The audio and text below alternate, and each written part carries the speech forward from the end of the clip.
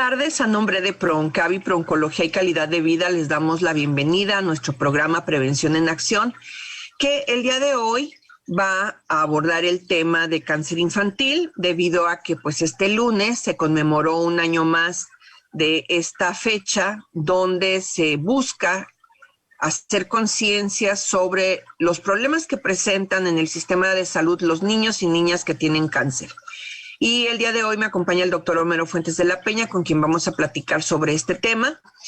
Y pues vamos a iniciar por poner en contexto lo que implica la enfermedad como tal, porque es una emergencia mundial también el cáncer infantil. De hecho, desde el 2018, en que la Organización Mundial de la Salud lanza una iniciativa contra el cáncer infantil con el objetivo de abordar las profundas desigualdades que hay, cuyo objetivo pues es lograr al menos el 60% de supervivencia de los niños con cáncer para el 2030 y reducir el sufrimiento de todos. Entonces vamos a ir hablando un poco de este proceso, de cómo es un tema prioritario en la mayoría de los países y cómo esta meta es tan complicada para lograrse. Lo único que se pide es que el 60% de los niños sobrevivan al cáncer infantil, pero debido a las desigualdades de los sistemas de salud, pues hasta el momento no se ha podido lograr. Y bueno, doctor, ¿qué entendemos por cáncer infantil? ¿Cómo estás? Buenas tardes. Hola, muy buenas tardes para ti, muy buenas tardes para nuestra audiencia. El cáncer infantil son todos aquellos procesos malignos que se presentan de los 18 años para abajo, lo que nosotros en México consideramos la mayoría de edad. Obviamente está la parte de adolescentes, que es un capítulo un poquito aparte, y la parte propiamente de los niños, pero implica todas estas edades. Bueno, y en esta patología es igual que en los adultos, ¿se presentan los mismos tipos de cáncer? Fíjate que no.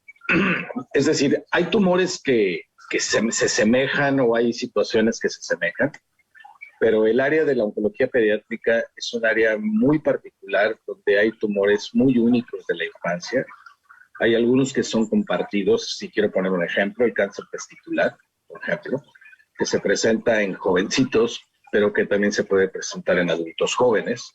Sin embargo, hay otros tumores, como los tumores de riñón, por ejemplo, que son completamente diferentes en el niño que en el adulto. Son situaciones completamente distintas. Y sí hay que darles un nicho y un área muy especial a los tumores infantiles. Porque tú lo mencionabas, o sea, la posibilidad de curación en estos niños, en estos pequeños, es muy alta.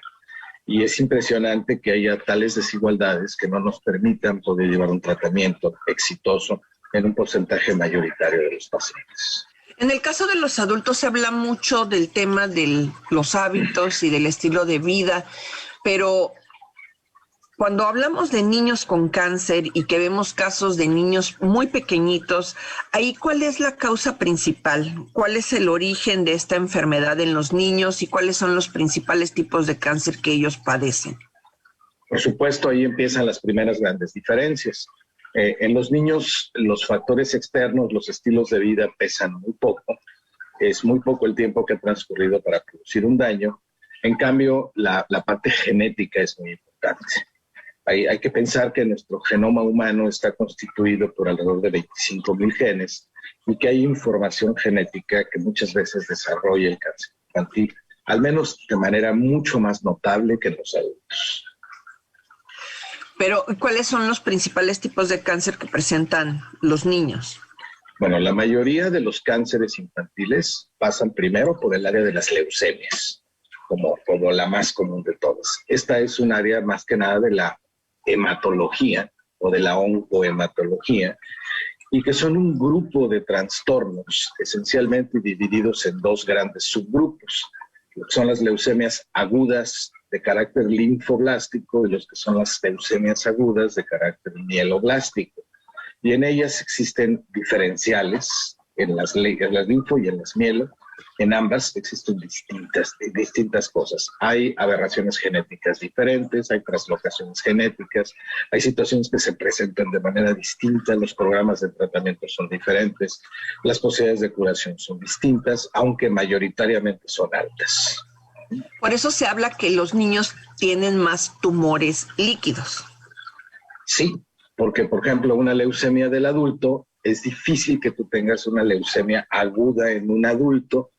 Generalmente los adultos y particularmente los adultos mayores van a tener un tipo de leucemia que se llama leucemia crónica. Si bien los adultos van a llegar a una fase aguda en algún momento de su evolución de la leucemia crónica, en los niños no es así. Los niños presentan directamente una fase aguda leucémica, que lo hace completamente diferente a la leucemia de los adultos. Por ejemplo, insisto, es un grupo de enfermedades también. Bueno, se habla de que si tuviéramos las condiciones óptimas en los diferentes países, en los sistemas de salud, el 80% en promedio de los niños con cáncer sobrevivirían. Pero este resultado lo tenemos exclusivamente en los países de ingresos altos, donde se logra esta meta, que el 80% de los niños que tienen cáncer puedan sobreponerse a la enfermedad. Pero en los países como el de nosotros, donde tenemos ingresos bajos o ingresos medianos, el 20% de los niños con cáncer sobrevive. Y esto no tiene que ver si llegan temprano, si llegan tarde, más bien es si tiene el sistema de salud que ofrecerles para que los niños puedan tener un tratamiento digno y sobre todo adecuado para su padecimiento. Por eso es que es tan importante este llamado de atención a los diferentes gobiernos, a los países que hace la Iniciativa Mundial contra el Cáncer Infantil, para que se le pueda dar a los niños que tienen tantas probabilidades de salir adelante de esta enfermedad tan grave, lo mejor que puedan tener los países en sus tratamientos y lograr al menos ese 60% de supervivencia, cuando sabemos que, pues bueno, se puede lograr hasta el 80%, ¿no? Y esto pues no lo vemos nada más con los niños, lo vemos también en la parte de los adultos, que hay muchos problemas desde el diagnóstico, desde la prevención, del diagnóstico, el tratamiento, etcétera, etcétera. Entonces, por eso, cada 15 de febrero, la comunidad mundial en torno al cáncer pediátrico conmemora el Día Internacional del Cáncer Infantil, y es una campaña colaborativa para crear esa conciencia sobre el cáncer infantil y expresar el apoyo a los niños y niñas y adolescentes con cáncer, pero también a aquellos que han sobrevivido a la enfermedad y a sus familias, porque al igual que en los adultos, cuando el cáncer llega a un niño, pues toca a toda la familia. Y hay que hacer unos cambios en la dinámica familiar y hay que hacer una serie de modificaciones, que también de eso vamos a platicar. Pero pues ahorita vamos a empezar hablando, bueno, ya nos habló el doctor de que las leucemias son lo más común. ¿Qué otro tipo de tumores se pueden presentar en los niños? Bueno, también hay una amplia gama de tumores que se presentan. Otros de los tumores bastante comunes en los niños son los que se conocen como linfomas. Estos son enfermedades del sistema linfático y regresamos un poquito a los cánceres líquidos, ¿no? Son probablemente los segundos tumores más frecuentes que puedan presentarse en la infancia. Y son, para no variar, también un grupo muy extenso de enfermedades diferentes que tienen una serie de mutaciones y una serie de cosas. Y yo quiero apuntar algo que me parece trascendente. Miren, hay hospitales pediátricos en el mundo, y por ejemplo St. Jude en Memphis es un ejemplo de ello, o los Children's en los Estados Unidos, que tienen recursos tecnológicos y que tienen aparte de una tecnología de punta, que tienen un personal y un abasto de fármacos lo suficientemente grande. Porque este 80% o más, en muchos casos, más del 80% de los niños se pueden curar. Imaginen ustedes el impacto que es para una familia, para una madre, para un padre, tener a un hijo con un cáncer. Entonces, no se piense que los cánceres infantiles son una cosa rara. No, para nada. Son sumamente frecuentes. Las leucemias, los linfomas y algunos otros tumores, como por ejemplo los tumores de riñón, me refería yo a ellos, ¿sí? Se llaman tumores de Wilms específicamente, y es un tipo de cáncer infantil relativamente frecuente también. Están, por ejemplo, los retinoblastomas, que son tumores en los ojos que tienen una parte hereditaria muy, muy importante. Y algo también muy frecuente son los tumores cerebrales. Hay tumores cerebrales en los niños de orígenes variados también, que requieren de equipos tecnológicos importantes, como puede ser, por ejemplo, el Gamma Knife, la cirugía con Gamma Knife que puede ser para esto. Y obviamente son instrumentales muy costosos. En México, por supuesto, exceptuando a los grandes centros hospitalarios, no se cuenta con esta infraestructura. Y es muy injusto que los pequeñitos sufran esto y pierdan una vida que pudo no haberse perdido de poder haber sido tratada de manera adecuada. Si bien es menos importante el tiempo de transcurrir, siempre, por supuesto, lo es. O sea, no quiero decir que no lo sea. Por supuesto, un tumor de Wilms que mida 2 centímetros será mucho más fácil de curar que uno que mida 10, por ejemplo, ¿sí? Pero es evidente que aquí sí se requieren recursos específicos, que los medicamentos no son fácilmente intercambiables unos por otros y que elementos como, decía yo, el Gamma Knife, los procedimientos quirúrgicos, el abordaje de catéteres, la parte terapéutica psicoemocional de la familia y de los niños es extraordinariamente importante. Se requiere realmente de grupos multidisciplinarios altamente especializados, multi e interdisciplinarios, que pueden en un momento dado interactuar en favor de estos pequeños. Y eso es muy importante que la sociedad lo entienda. De tal manera que tener una conmemoración que sensibilice y que vaya a la conciencia, como de muchas otras enfermedades, me parece esencial. Por eso aplaudo esta iniciativa de que febrero 15 se haya nombrado por la OMS como un día para esta conciencia. Pues vamos a una pausa, estamos en Prevención en Acción con el doctor Homero Fuentes de la Peña hablando sobre la conmemoración del Día Mundial del Cáncer Infantil.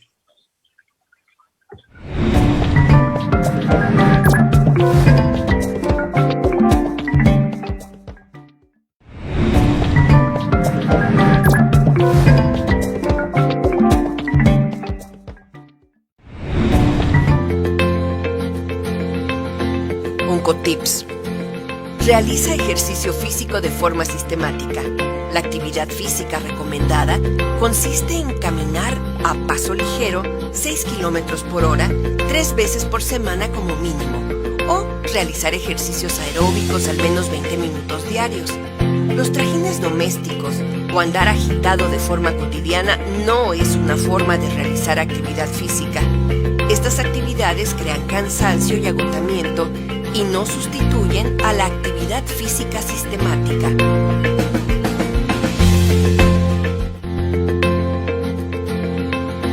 Oncotips.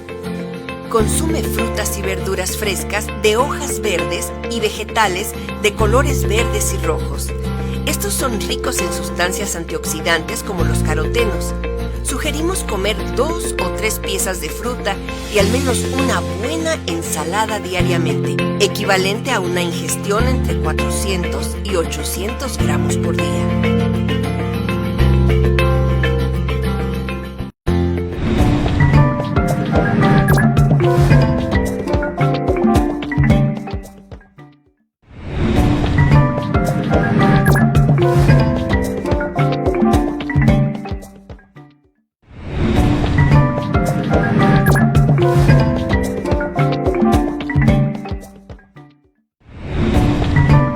Platicando, el 15 de febrero, el día de ayer, fue la conmemoración mundial del cáncer infantil y pues justamente antes del corte el doctor Homero hablaba de que es una enfermedad común en los niños y es una de las principales causas de muerte de niños y niñas y adolescentes en todo el mundo. Cada año más de 400,000 niños son diagnosticados con cáncer en nuestro planeta.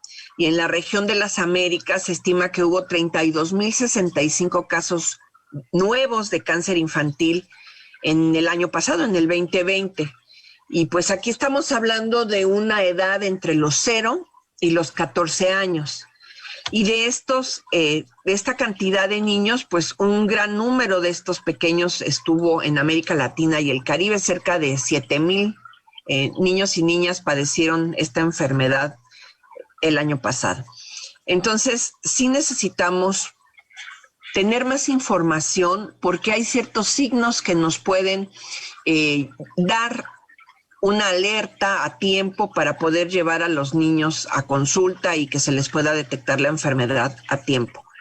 Y justamente sobre esto vamos a platicar un poquito. En términos generales, yo sé que tú no eres pediatra, doctor, y que no es tu área, pero en términos generales hemos hablado nosotros de cómo debe ser el chequeo médico con los adultos. Y en este caso, ¿cómo debe ser un chequeo médico con los niños? ¿Cada cuándo? ¿Cómo se debe llevar a cabo? Porque yo creo que si tenemos esa disciplina, el hábito de que los estén revisando, de que vayan con su pediatra, que en este caso pues es el especialista en niños, sea más fácil detectarles cualquier enfermedad, ¿no? Mira, de manera semejante como sucede con los adultos, pues hay un médico general o médico de primer contacto que atiende pues adultos y niños, ¿sí? Cuando existe una sospecha, que por cierto, también como pasa con los adultos, hay un bajo grado de sospecha en los médicos de primer contacto porque no todo el mundo está familiarizado, no siempre piensan que, por ejemplo, a la hora de revisar a un pequeño y está crecido el vaso, por así decirlo, no siempre piensan que eso puede ser un signo que está asociado a la leucemia, por ejemplo, ¿sí? Yo quisiera que la gente pensara en esto. No todo lo que en un momento dado pueda parecer extraño va a ser cáncer, y tú acabas de dar las cifras. Vean estas cifras contra los 9.6 millones de personas adultas que mueren por cáncer o los 20 y tantos millones que lo padecen. Hay una diferencia, ¿sí? Sin embargo, los cuadros clínicos, de la misma manera que pasa con el adulto, no son tempranos ni son así característicos o típicos. Hay situaciones que se semejan y que nos deben alertar a hacer y a descartar una serie de cosas. Ejemplo, volvamos al punto, por ejemplo, del primer tumor más frecuente, las leucemias. ¿Qué pasa si tu niño tiene signos de fatiga, por ejemplo? Si está cansado frecuentemente, si se agita cuando corre, si se le nota un poco pálido, si tiene algunos moretes que no tienen alguna explicación. Hay que pensar que ese niño puede tener algún problema de leucemia. No necesariamente será así, pero hay que tener la curiosidad diagnóstica de por lo menos pensarlo. El primer requisito que tú tienes que hacer para hacer un diagnóstico es pensar en la posibilidad de que exista ese diagnóstico. También las manifestaciones clínicas en los niños no son específicas, son vagas y frecuentemente no se presentan desde el inicio de la enfermedad. Pasa un poco como con los adultos, hay que anticiparse un poco el diagnóstico. Como aquí la situación de prevención es mucho más difícil que en los adultos, aquí tú lo que tienes que aguzar los oídos es justamente para lo que es el diagnóstico precoz. Decía hace un ratito que no es lo mismo tener un tumor de 2 centímetros que tener de 10. Las cosas serán mucho más sencillas con un tumor más pequeño. Pero no siempre se piensa en eso y muchas veces los padres, la madre, particularmente la madre, que es la que generalmente más convive con su hijo, debe de estar pendiente de, sobre todo, las situaciones de conducta del niño. Un niño no se va a quejar de que le creció el vaso, ¿verdad? ¿Sí? O un niño no se va a hacer autoexploración del hígado del vaso. Un niño lo va a manifestar por otras cosas. ¿Cómo son los niños? Los niños son traviesos, los niños son alegres, los niños son hiperactivos, los niños van de aquí para allá. Pero si un niño de repente cambia una manera de ser o empieza a reducir su grado de actividad física, ojo, ¿sí? Eso puede ser un signo de alerta. Creo que aquí la parte central de todo esto está en los adultos que cuidan a los niños. Tenemos que estar con los ojos bien abiertos y con los oídos bien aguzados, porque los chamacos pueden manifestar situaciones sutiles y esas situaciones sutiles pudieran ser situaciones graves. Doctor, pero en este caso, en el ideal, se supone que un niño o una niña deberían estar en vigilancia médica desde que están en el vientre de su mamá. O sea, desde que la mujer está embarazada debería tener este control médico para que en el momento en que nazca, pues sea recibido por un especialista, ¿verdad?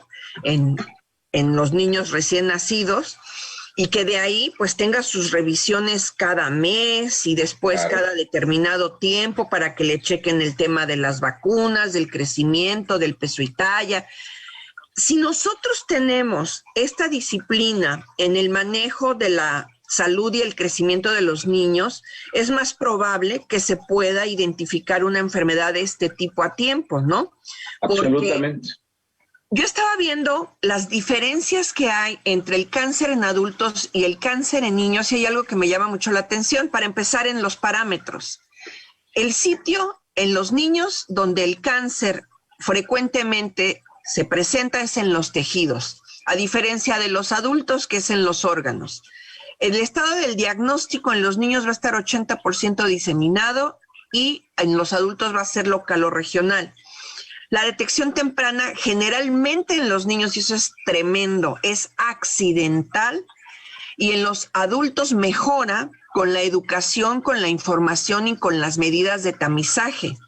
Con los niños es difícil el tamizaje, mientras que con los adultos hay medidas adecuadas. La respuesta, la mayoría responde a quimioterapia en el caso de los niños, y en los adultos pues es otro tipo de tratamientos y no siempre se responde a la quimioterapia. Y en el tema de prevención, en los niños es improbable y en los adultos es 80% prevenible, de acuerdo a los últimos datos que da la Organización Mundial de la Salud de este 2021. Entonces, si no hay vigilancia en las conductas de los niños, en los hábitos que tienen, en los cambios de humor, en los cambios en relación a la actividad física, a la temperatura, pues si no estamos pendientes de eso, ¿cómo nos vamos a dar cuenta que un niño está presentando esta enfermedad? Así es, tú lo mencionabas y por eso precisamente yo hacía énfasis en la madre, en el padre, en la gente que los cuida, ¿sí? Es grave que esto se encuentre por accidente, prácticamente por hallazgo, por una situación así excepcional, cuando no debería de ser así. Hablabas de los programas, mira, así como tienes por ejemplo, un programa para las embarazadas, ¿no? Y las embarazadas, pues cada mes van al ginecólogo y van viendo cómo evoluciona el embarazo y todo se planea y va a ser si es parto, va a ser si es cesárea. Ok, pues hay un programa que se llama precisamente Cuidado del Niño Sano, ¿sí? Seguimiento del niño sano. Tú sabes que yo en algún momento de mi vida pensé en la posibilidad de ser pediatra. Algún día lo pensé, después afortunadamente me detracté de ello porque no soy para esto, me cuesta mucho con los niños. Pero un niño debería, de la misma manera que lo deberíamos hacer los adultos, tener un programa de cuidado del niño sano. Es muy diferente que un niño que va a su pediatra con regularidad, que vigilan su peso, su talla, su crecimiento, su desarrollo, el funcionamiento neurológico, por ejemplo, las habilidades que van teniendo, primero para gatear, después para caminar, después para correr, después para la visualización, para la audición, para todo este tipo de cosas que se van dando. Ahí difícilmente se te va a escapar al pediatra un diagnóstico. Pero ¿qué pasa? Que regularmente una vez que el niño crece y una vez que el niño empieza a tener cierto grado de autosuficiencia, deja de ser bebé de brazos, digamos, como que los padres se olvidan de esto, ¿no? Y ahí va el niño y va creciendo y va creciendo y va creciendo un poco a la buena de Dios. Y a veces no somos observadores o andamos en la corretera de la chuleta todos los días, o programado y ocupado en 1000 actividades, y no estamos atentos de los niños. Entonces, eso es muy importante. O sea, los niños son niños, los adultos somos adultos. Y yo creo que ahí tenemos que hablar de las edades, porque una persona de los 0 a los 18 años tiene que ir con el pediatra, ¿no? Claro. El control de la salud de una persona entre los 0 y los 18 años de edad es con el pediatra. Así es. Y no por el hecho de que ya no sea un bebé de brazos quiere decir que ya no va a tener necesidad de llevar un control médico. Incluso hay pediatras que se especializan en púberes, adolescentes. Sí. Pero hasta los 18 años es un paciente pediátrico.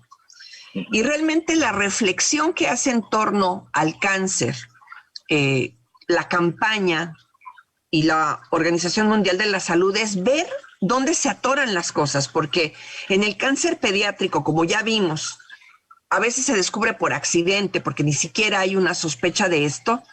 Si se llega a tiempo, le podemos dar la posibilidad al niño o niña de que sobreviva. De hecho, un ejemplo es la leucemia aguda, la más común, como tú lo comentas también en los niños, ¿no? Una enfermedad que hace hasta 30 años era considerada inevitablemente fatal, pues ahorita ya se puede mandar al niño a remisión, y sobre todo la leucemia aguda linfoblástica, la variedad más frecuente, tiene una sobrevida de 5 años que supera el 70%, lo que implica que la mayoría de los niños se va a poder curar. Pero esto se va a poder hacer siempre y cuando se detecte a tiempo. Entonces, es esto, ¿de quién es la culpa de la demora?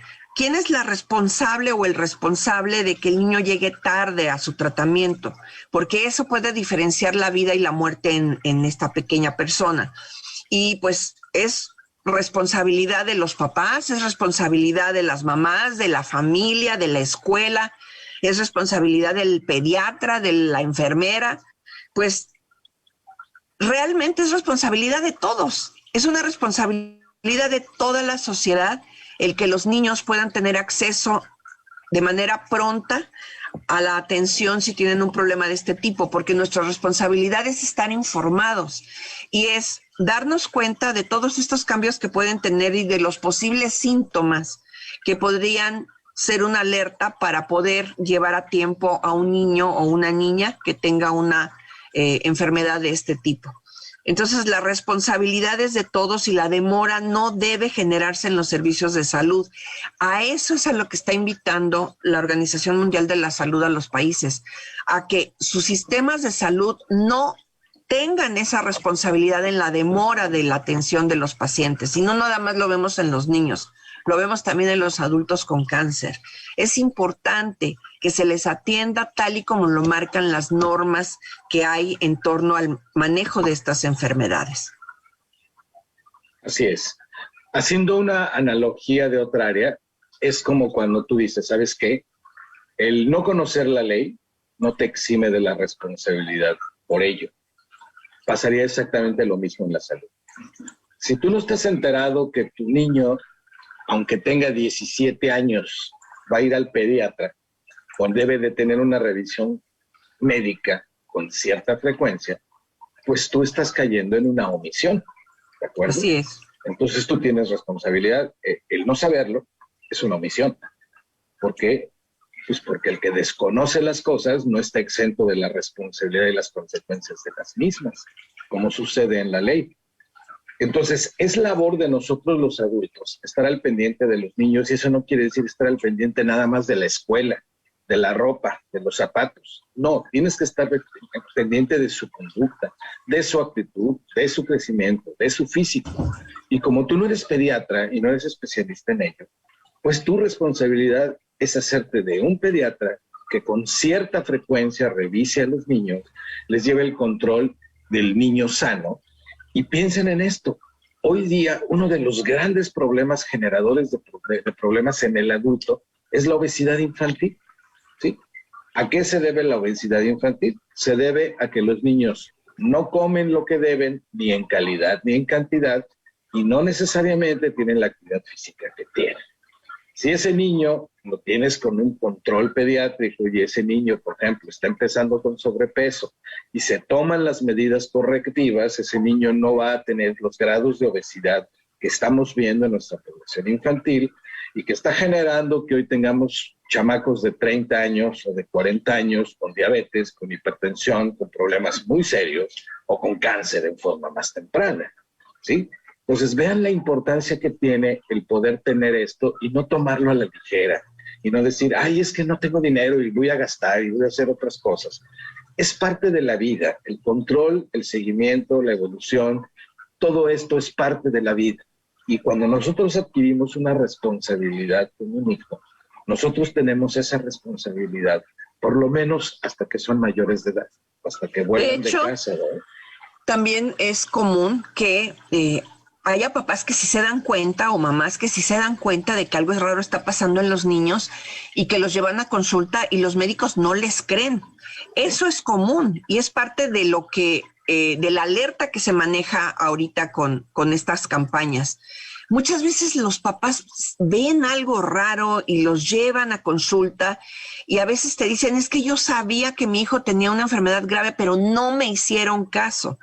Y en relación al tema de los niños, muchas veces la gran mayoría de los errores están en el diagnóstico, porque no se hace una adecuada historia clínica, un examen físico completo, se equivocan al no tomar en cuenta la información que les dan los papás y aparte lo minimizan. Y esto les resta la oportunidad de salvarse a estos niños que pueden tener una enfermedad que si bien es grave, es curable, ¿no? Ya lo vimos en cuanto a los porcentajes. Entonces sí necesitamos tomar conciencia, estar más pendientes de todos estos cambios y exigir en el momento en que llevamos a los niños a consulta que los revisen bien, que los atiendan bien y que estén perfectamente seguros de que están saludables, si así es como se maneja, o que discriminen cuáles pueden ser las causas por las que los niños presentan esos cambios. Vamos a una pausa, continuamos en Prevención en Acción.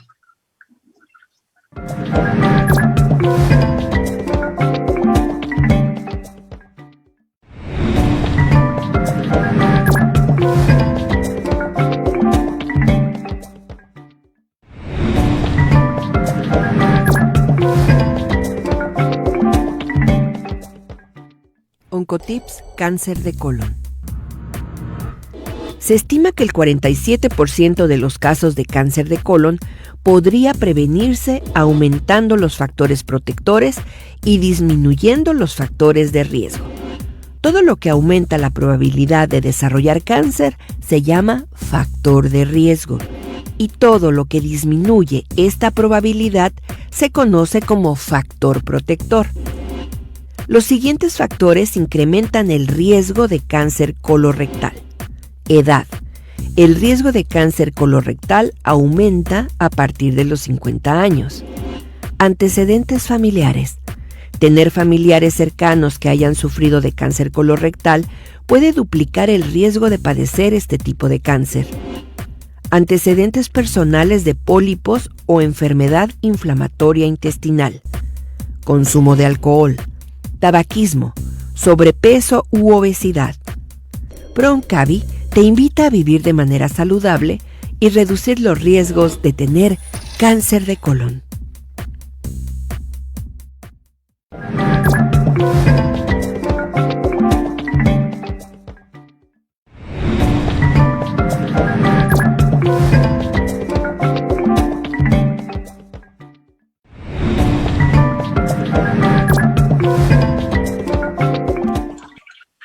Hablando de cáncer infantil, también a pesar de que pues no es muy, no se sabe mucho acerca de la etiología del cáncer en los niños, sí hay algunos factores que se consideran de riesgo de estas enfermedades. Y nos hablan de que posiblemente la radiación ionizante, la exposición a rayos X durante el embarazo, podría aumentar el riesgo de cáncer de los niños, pues productos de la gestación, de que las sustancias químicas y medicamentos también, aunque no se ha demostrado en forma concluyente, se considera pues que algunos medicamentos podrían tener efectos carcinogénicos en los niños cuando son administrados a la madre durante el embarazo. Entonces, todo esto sigue en investigación, pero se sospecha que puede también tener una relación. La exposición a plaguicidas se ha asociado con leucemia, por ejemplo, con linfoma no Hodgkin y neuroblastoma, mientras que solventes como el benceno representan un factor de riesgo de leucemia para los niños. Y bueno, también componentes relacionados al consumo de tabaco durante el embarazo. Puede inducir a tumores del sistema nervioso central, por ejemplo. El alcohol, también se ha hablado de que una mujer gestante que consume alcohol, pues puede generar en los niños que tengan tumor de Wilms, por ejemplo. Entonces, sí hay ciertos factores que se asocian. Obviamente los factores genéticos y familiares, los factores de riesgo familiar, lo que se llama tumores embrionarios, que eso ahí nos va a platicar el doctor qué es, y también la edad. Como en cualquier enfermedad pediátrica, hay formas de cáncer que aparecen más frecuentemente en niños lactantes y otras en los preescolares o en los escolares y otras que son propias de los adolescentes. Por ejemplo, los cánceres más frecuentes en los niños menores de 5 años son las leucemias. También el neuroblastoma, el tumor de Wilms, los tumores testiculares y el retinoblastoma. En los niños entre 5 a 10 años se presentan más las leucemias, el linfoma no Hodgkin, el linfoma Hodgkin, los tumores del sistema nervioso central, el sarcoma de partes blandas. Y en los niños mayores de 10 años, las leucemias, igual, el linfoma no Hodgkin, el Hodgkin, los tumores del sistema nervioso central y el tumor de células germinales de ovario y extragonadales. Entonces, sí hay como por edad también esta posibilidad de que se diferencie un poquito el tipo de cáncer que pueden tener los niños. Así es. Sin duda hay una diferencial en cuanto a la edad, aunque recuerden esto. El cáncer no tiene palabra de honor y puede presentarse en cualquier momento y en cualquier circunstancia. Lo regular es que sea así. Es cierto, hay factores externos como los que tú mencionas en relación a ciertos medicamentos, en las radiaciones ionizantes. Son situaciones muy puntuales y tal y como sucede con el cáncer en el adulto, estamos hablando de factores de riesgo, de predisposición, en este caso un poco más genética, pero hay muchas más preguntas que respuestas. Exactamente de la misma manera sucede. Quisiera abundar un poquito en estos grupos de edad que son un poquito diferentes a los más pequeñitos, donde están las leucemias y los linfomas. Sobre todo en aquellos jovencitos que van, vamos a decir, de los 10 años a los 18 años, ¿no? Ahí hay dos cosas que vale la pena destacar. Hablando de los sarcomas, hay un sarcoma del hueso que se conoce como sarcoma osteogénico u osteosarcoma, que es una enfermedad terrible. Y a veces lo nota uno en un chamaco que a lo mejor está jugando fútbol o béisbol y de repente empieza a tener cierta molestia y uno supone que se dio un golpe o que le dieron una patada o alguna cosa por el estilo. Y justamente por esa actividad que hay, no se va más al fondo. Y resulta que lo que sucede es que hay un tumor en el hueso en formación, como el sarcoma óseo, el osteosarcoma. O en las partes blandas hay, por ejemplo, una patología llamada sarcoma de Ewing, o se escribe Ewing, se pronuncia Ewing. Esos son, digamos, dos de ellos. Los neuroblastomas en jóvenes un poco más jóvenes de esta edad son un tumor también relativamente frecuente y no tiene manifestaciones típicas. Y los tumores de células germinales y los tumores embrionarios se dan básicamente en la mujer, en el ovario, y en el hombre, en el testículo. ¿Y qué son? Van desde los que se conocen como teratomas, es decir, tumores benignos generalmente, que tienen tejido extraño dentro de los ovarios o dentro de los testículos. Ejemplo, te encuentras muestras en tumores testiculares que tienen, por ejemplo, tejido cerebral, o tejido gastrointestinal, o tejido bronquial, ¿no? Que no tuviera nada que ver, ¿no? Hay tumores de ovario que tienen pelos, o que tienen dientes, o que tienen cosas así, ¿no? Que son teratomas, ¿sí? Pero dentro de este grupo de tumores embrionarios que están relacionados directamente a un cambio genético y una distorsión genética, tú te encuentras también tumores malignos. Y muy en particular, por ejemplo, en las niñas, en las jovencitas, se ve el más frecuente de los tumores malignos de las niñas en los tumores de ovario, se llama disgerminoma. Es un tumor muy particular y es un tumor que tiene altísimos índices de curación. El grave problema es que en México se diagnostica muy tarde. Los tumores testiculares, por su parte, ahí en el hombre, prácticamente exceptuando a los teratomas, que son mucho menos frecuentes que en los ovarios, generalmente tú vas a tener variantes de cáncer de testículo. Y ahí vas a tener el cáncer que se llama seminomatoso y no seminomatoso. En los pequeños, en los niños más pequeños, aquellos que no han pasado de los 18 años, son mucho más comunes los tumores de células germinales de carácter no seminomatoso que los otros, ¿sí? O los extragonadales. ¿Qué quiere decir? Que es un tejido embrionario propio del testículo o propio del ovario, que en vez de crecer ahí, crece, por ejemplo, en el mediastino, que es en el tórax, en un espacio entre el corazón y los pulmones, o que crece en el retroperitoneo, en un espacio que existe entre todas las tripas y la columna vertebral. Todo por donde corre el sistema linfático de nuestro cuerpo. Se forman nichos, se forman cadenas de tejido extraganglionar de origen germinativo. Son tumores altamente curables con tratamientos adecuados, exceptuando cuando los tumores han pasado demasiado tiempo y han llegado, por ejemplo, a producir metástasis cerebrales o hacer alguna otra situación del estilo. De hecho, bueno, casi siempre te preguntan, pero ¿cómo me voy a dar cuenta si el niño está enfermo?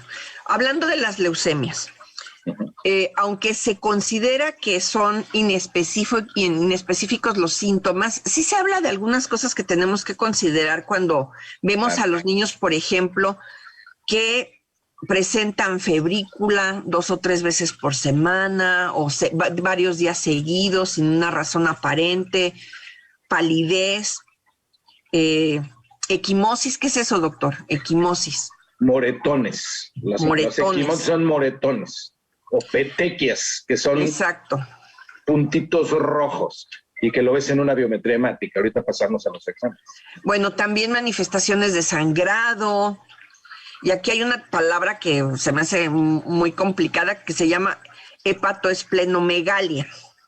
Sí. Hepatomegalia y esplenomegalia juntas, hepatoesplenomegalia, es aumento en el tamaño del hígado y aumento en el tamaño del vaso, juntas o separadas.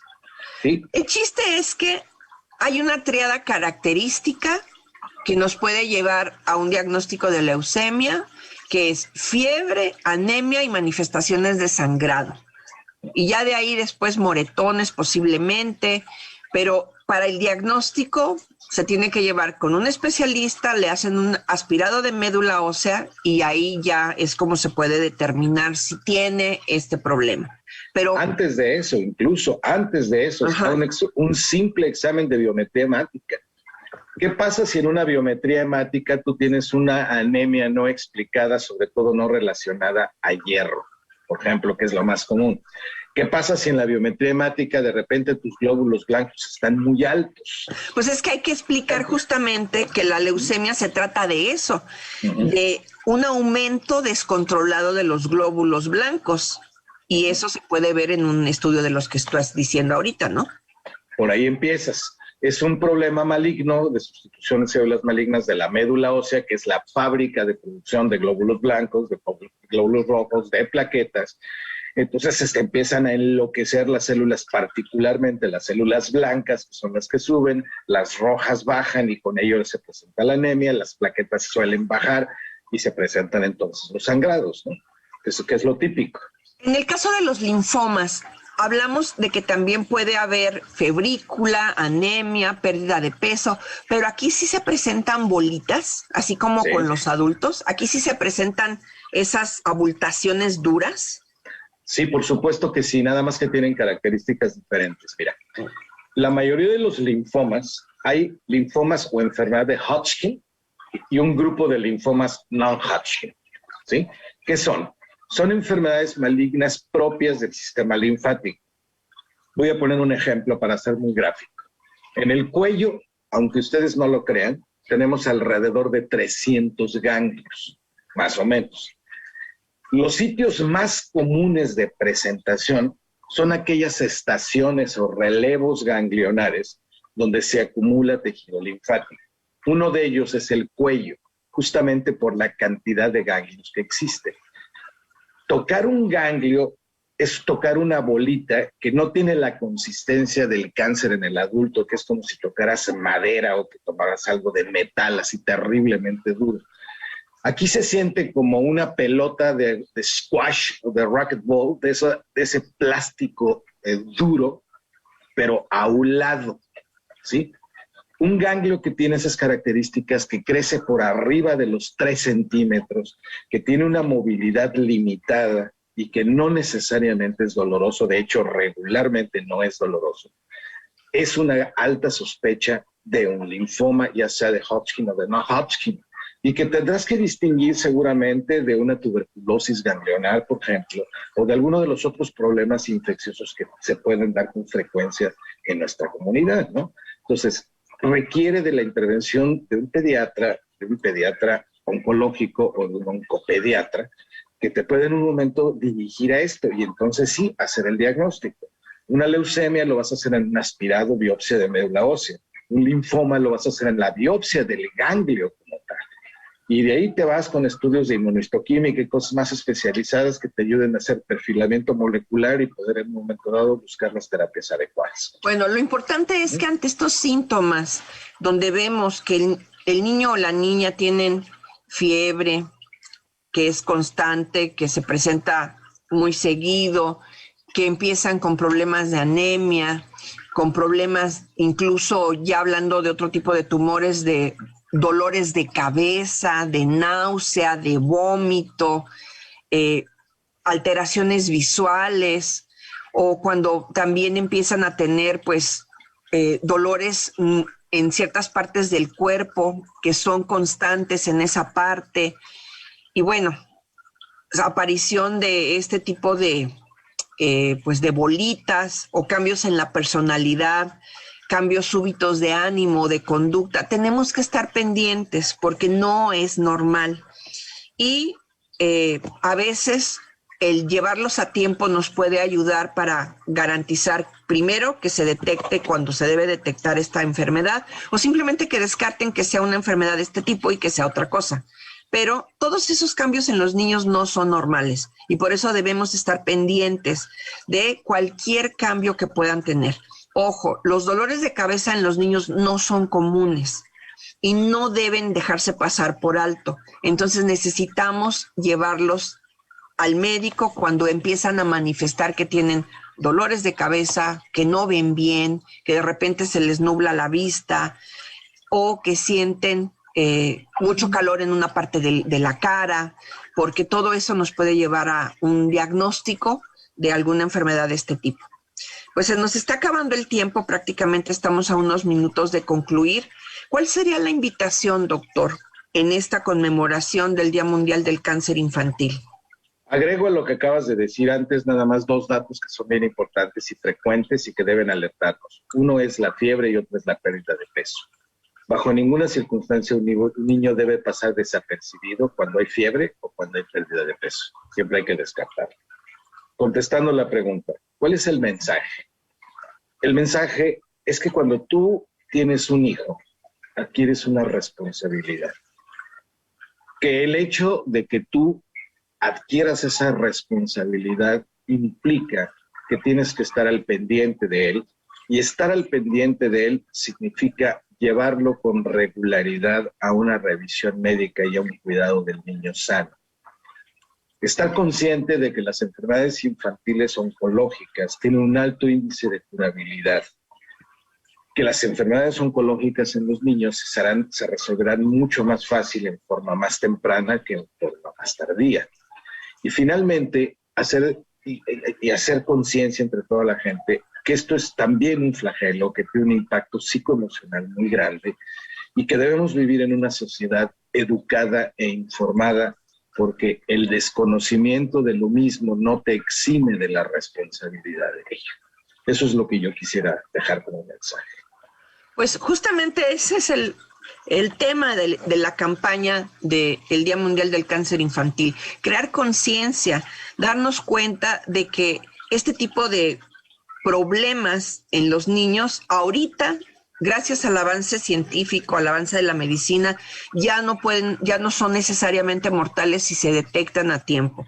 Y sobre todo es el llamado a los países, a las autoridades, a los sistemas de salud para que puedan brindarles lo que por derecho les corresponde a los niños y niñas y a todas las personas, que es el derecho a la vida, el derecho a la salud y un sistema de salud digno que pueda responder a las necesidades de quienes lo sufragan, porque con nuestros impuestos y con el pago que hacemos del Seguro Social y de cualquier institución de seguridad social, por adelantado estamos garantizando, entre comillas, la atención médica que necesitamos en un momento de una enfermedad, no nada más de este tipo, sino de cualquier padecimiento.